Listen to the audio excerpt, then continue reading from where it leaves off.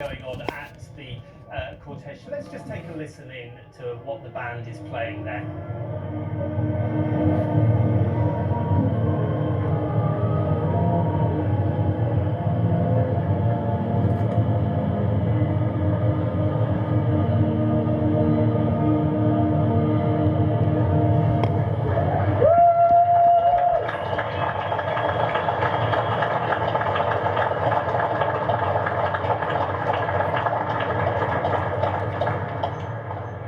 Lots of applause there as the funeral procession makes its way through the centre of Dublin. Mark, you were talking about his music and also the way that he did have that troubled life and brought that to his music. Do you think he's going to be one of these musicians, and maybe Sinead O'Connor is in that same area where they will be thought of more now they've left us than they were when they were with us? Certainly, I think, with the exception of Fairytale of New York, you don't hear a lot of folk songs on the radio, and I do hope that as a result of the outpouring of love and the re-examination of that material, that we do get to revisit songs like Dave was saying, The Dark Streets of London, Streams of Whiskey, one of my favourites, The Body of an American, a beautifully evocative story of an Irish-American funeral that was used quite a lot in The Wire, actually, when police officers were killed in the TV show The Wire. They quite often returned to that song, and it is just an example of what a painter with words Shane MacGowan was. I was saying just earlier that he did talk about, the drink culture of Ireland a lot in his songs, but he also used that as a way to explain what people were going through. Even in Streams of Whiskey, the first song he ever wrote, it is a story about getting drunk in the pub, but it's also a story about getting drunk in the pub with the Irish novelist Brendan Behan and having a massive philosophical discussion with him, and I think that's what he was, a drinker philosopher. And I do hope that people revisit those songs now, as well as the ones that perhaps are the mainstays on the radio. If I bring Dave Fanning, the Irish broadcaster and music journalist, back in. Dave, Mark was mentioning that, how his songs, he really did look back to the Irish ballads and a lot of Irish history in his music that he brought into it and added that modern, more punk element to it.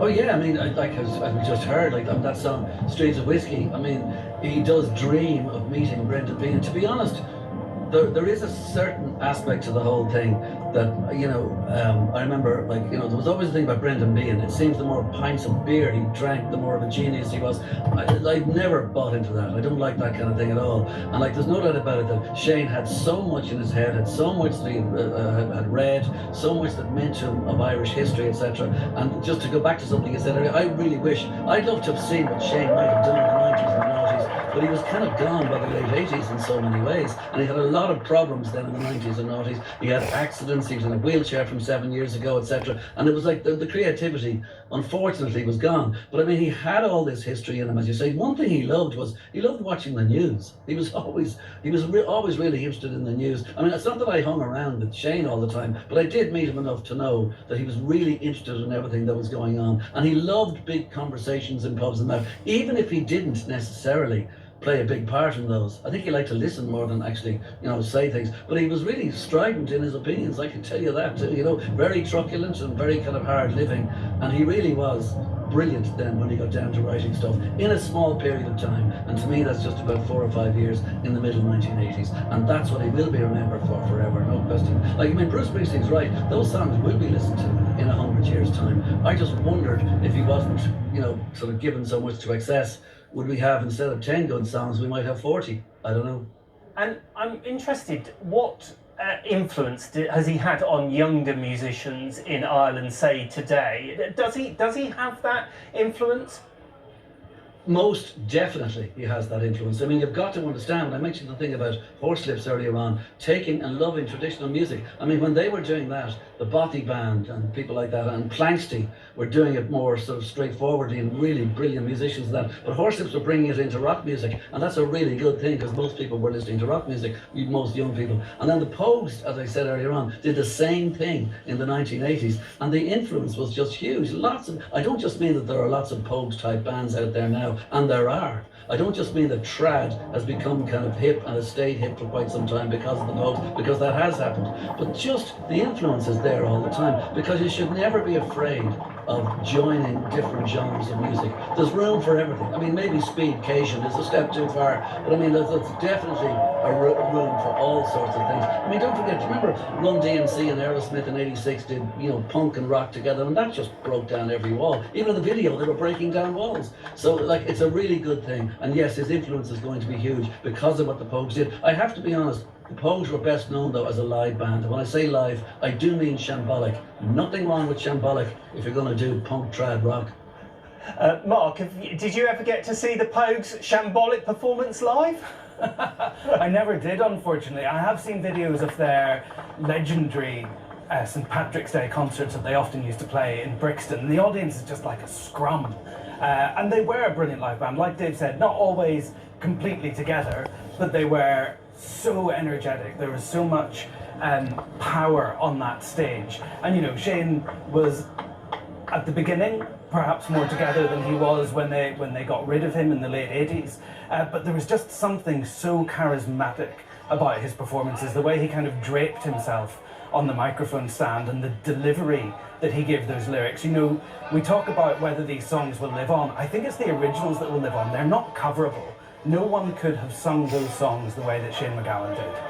That is interesting that you say that, Mark, because I've heard a couple of covers recently of Fairytale of New York, and it just isn't the same. Dave, I can see Dave on the monitor, and he is shaking his head. I'm going to go back to Dave. Dave, people can't cover easily Pogue songs, can they?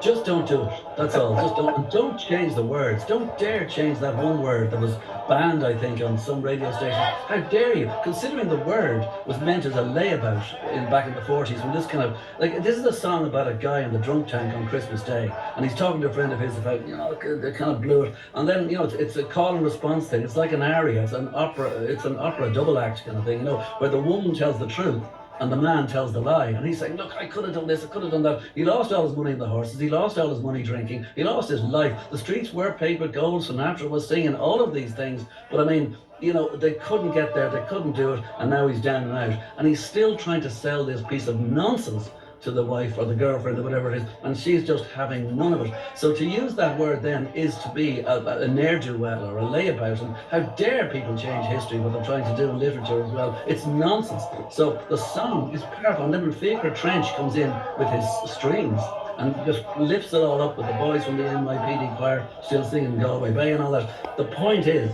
it is the most powerful Christmas song of all time. I mean, to me, it's up there. Like, which is better? Is it White Christmas by Bing Crosby or this? I don't know. It's just such a great story, so well done, such a great song, and to me, it's all about Christmas. It's just fantastic. Okay, let's listen to some of the musicians who are on the streets in Dublin singing at the moment.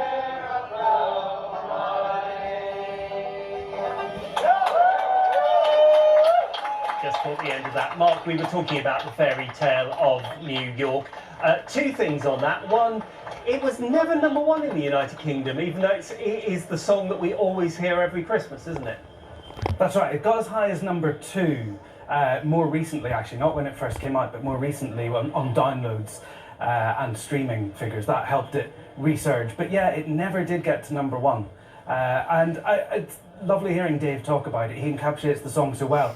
And as well as a Christmas song, I always think of it as a love song. You know, it's these two people at Christmas on the skids, their relationship's in tatters, but it ends with almost like 2 minutes of a waltz. It's like the argument has ended and they've danced off into the moonlight. You can take quite a romantic view of it as well. There is a campaign to get it to Christmas #1 this year. I'm not sure it's quite there at the moment. Looking at the figures for today's chart, which comes out in a couple of hours, it looks like Wham are going to be #1 and the Pogues are going to be around the kind of 5-6 mark, but there's still time. Okay, well, if you need a taste of what that song is, let me do it for you. Here, a little bit of Fairytale of New York.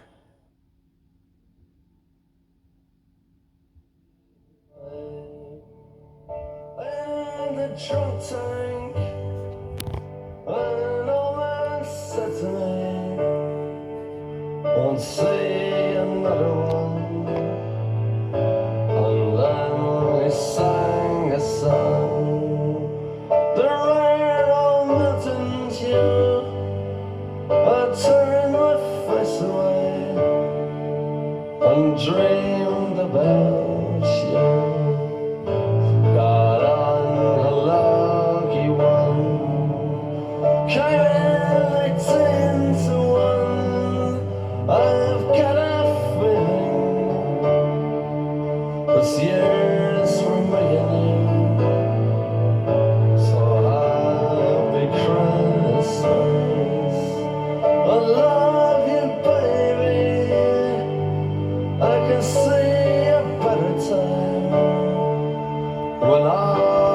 dreams come true.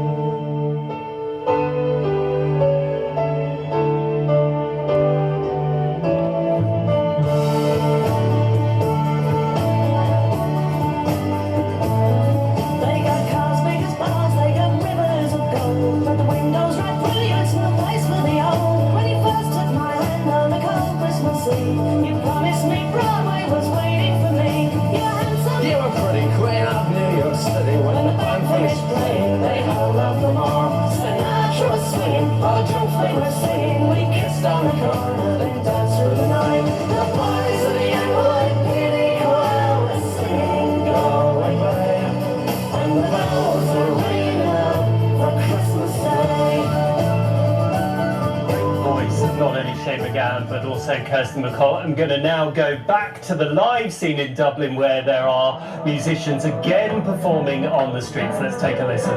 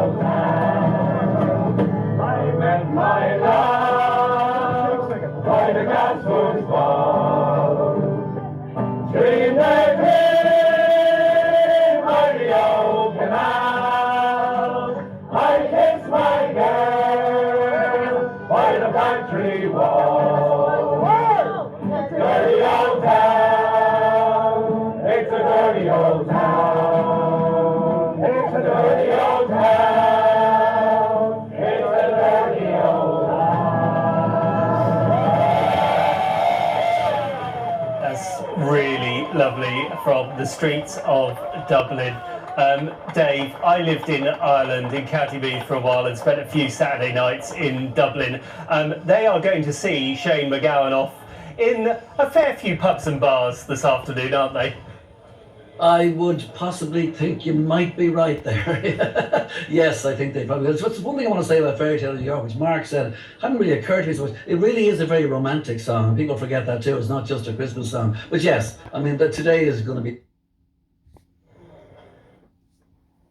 he aspired to the life of Shane in terms of the way he lived his life, and that's just his choice, that's what he did. But in terms of his music, wow, if I could write 1/4 of 1/8 of 1/1000th of a song that he's written, I'd be a very happy man.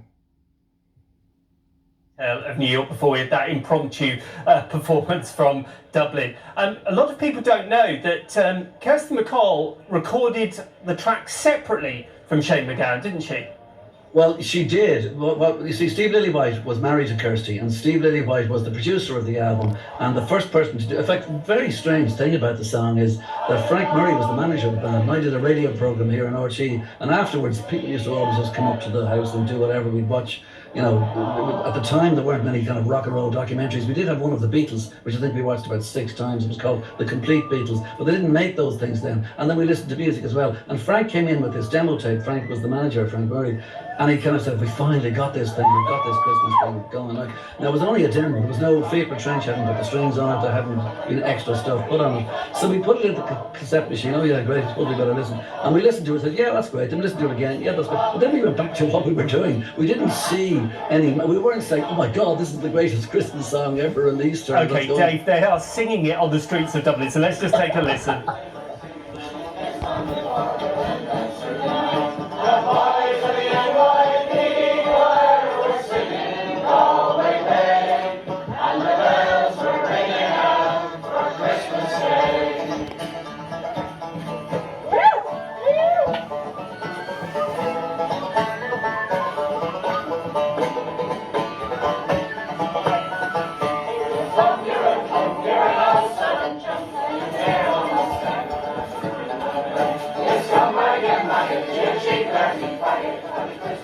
So there we go, they are singing it on, not only in Galway Bay, but on the streets of Dublin. Dave, I'm going to put you on the spot just because I can. Favourite Pogues song?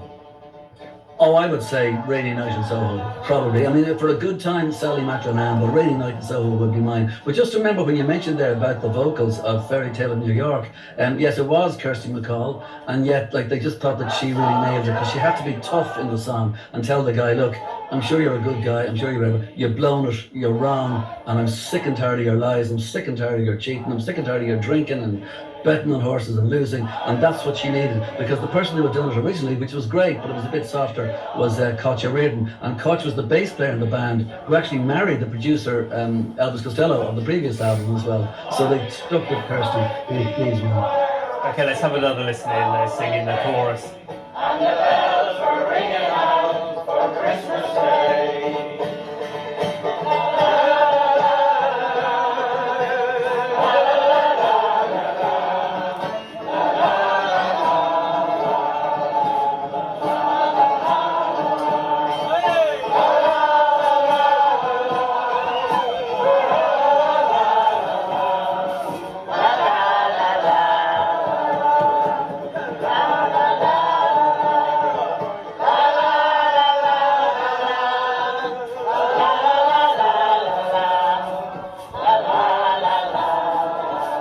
And Mark, I think that's probably how a lot of people sing that song, la la la la la la, when they can't quite remember the words. Well, and also this is the coda to the song. This is the last 2 minutes where it's a waltz. So there's not really anything to sing. You just got to sing the instrumental. I made a mistake earlier, by the way. It was #2 when it originally came out in 1987. It was held off the top spot by the Pet Shop Boys, Always on My Mind, if you remember that. And to add to what Dave was saying about Kirsty MacColl, the amazing thing about her vocal on that record was that it was just a demo vocal. They were recording with Steve Lillywhite, and he asked her to sing the female part so that somebody else could come in and tape over it later when they found the vocalist they wanted. And when the band went into the studio and heard what she had done, they were like, "No, she's the one." And later on, she toured with them, for years, up until, of course, she sadly passed away as well. And Mark, we all know Fairy Tale of New York, but as we've been talking over the last hour, we've seen the funeral cortege through Dublin. There was that huge body of work. Now, very well known in the United Kingdom and in Ireland, but also the Pogues were huge in America as well, weren't they? Yes, of course, and just as they did over here in the UK, they were speaking to that Irish immigrant experience, to that feeling of being an outsider in your adopted home country. And that's pretty much the experience that Shane MacGowan had. He was born in the UK, his parents were Irish, he was raised for a small time in his youth in Ireland, but he never really felt at home in either of them. And that's something I wanted to ask Dave, actually, because in my memory, when the Pogues first came to be in the early 80s, the traditional Irish folk music scene in Ireland were very sceptical of them. I heard they got bottled off stage once in Belfast. Is that right? Is that right, Dave? Skeptical. They were a lot more than skeptical. They were angry. I mean, like, they didn't like what was being done. It was enough, as I said earlier, that Horselips had rocked up trad music. How dare you punk it up? And that's what they did. Because the very first album that came out was Red Roses for me. And I would have thought that possibly was going to be a one-off, and that's just it. Haha, that's different. That's weird. I've never heard that before. But then they brought out 2 fantastic albums. So they were here to stay. And the reason they were there to stay was shambolic live performances, which, by the way, is praise. That's what I wanted from the Pogues. And also brilliant songwriting. And they got that. Yeah, I mean, people were not... certain people, let's say, were not very happy with the fact that they punked up trad music. But it worked brilliantly because of Shane's great songs. And Mark, I was also reading, it's not just his music, but at one point, his poetry was published as a book.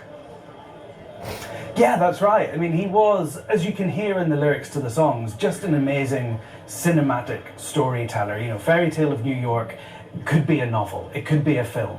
I think that's the same for other songs like Sickbed of Kilcullen, about an ancient Irish war hero and all of the experiences he had, good and bad. Some of them, you know, fighting the good fight. Other times he's in a brothel in Cologne catching syphilis. He painted such a vivid picture of real life. And he did that in his poetry and in his songs. And, you know, as Dave has said a couple of times, if he hadn't succumbed to the drink and drugs, who knows what he might have achieved. Yeah. Dave, we're coming to the end of this section of the day in terms of the funeral. There will be, of course, the service in County Tipperary a little later on, where we are expecting his whole life to be celebrated. But I wanted to ask you, personally, because you've met him, you've spoken to him, you know the Irish music scene, how will you personally remember him? To be honest, you probably pointed to the fact that I should remember him as a person, and you know, in terms of interviewing him and meeting him. And to be honest, I wasn't always necessarily at one in the, like, there was no arguments in that, but he had a habit of not being very together a lot of the time, and therefore a lot of his answers would kind of start when I was already asking the next question. Like, there was a little bit of a disconnect sometimes. I interviewed him about 4 times on TV, and every time I decided, I think we should record this. I don't think we should do it live. And frankly, I was right 4 times. There was one night in 1988 when he came in, inebriated to say the least, into the radio with some other Pogues and Mary Coughlin, and they had been out somewhere. And to be honest, how I let it go past 5 minutes, and I let it go for an hour, is beyond me. It was kind of, like, I mean, people are talking about it still as great radio, because it's easy to look back now and you got away with it, but it was a bit sort of odd. No, I remember Shane MacGowan for the songs, the ones that Mark has mentioned there, and 1 or 2 I'd even forgotten, but the Dark Streets of London and Rainy Night in Soho and Sick Bed of Kilcullen and Streams of Whiskey and Sally MacLennan and all, you know, all the Old Main Drag, all those songs. I remember him for his songs. And by the way, just one last thing about the poetry, which is interesting in some ways. I have a problem. I was a teacher for a short while, believe it or not, long before I was a pirate DJ and all that. And I used to, on a Friday, try to teach Bob Dylan's lyrics. And you know something? It didn't work. And like, I don't want to really see Shane's lyrics on a piece of paper, and a lot of others either. I just want to hear it with the music. It's the two together that do it for me, to be honest. I'm not crazy about rock musicians and page poetry. Phil Lynott once gave me a book of his poetry about a year before he died. And like, it was lovely to read and all that, but I'd rather hear the songs. The music and the lyrics is what does it for me. And we mentioned earlier Bruce Springsteen saying his songs will be played in 100 years' time. In 100 years' time, if 2FM in Ireland is still going, will they be playing those songs? No, not 2FM now, because that's just playing stuff that, like, Taylor Swift even is too old for 2FM these days. No, I don't think so, but they will certainly be playing it somewhere else. I mean, Bruce Springsteen is right. There's one other quote, I think, from Bruce Springsteen saying, or somebody, I think it's Bruce Springsteen saying he's the greatest songwriter ever. He isn't. Shane wrote a bunch of great songs, but I mean, Mick Jagger and Keith Richards wrote 100 powerful songs. John Lennon, Paul McCartney wrote 200. Nick Cave will be there today. He, to me, is the best artist of the last 30 years. He's written 50. So, like, Shane did great stuff, But I mean, like, I wouldn't. He wouldn't be my number one in the world, you know. Okay, Dave, stay with us for the moment. You are watching BBC News, and you can get continuing coverage of Shane MacGowan's funeral on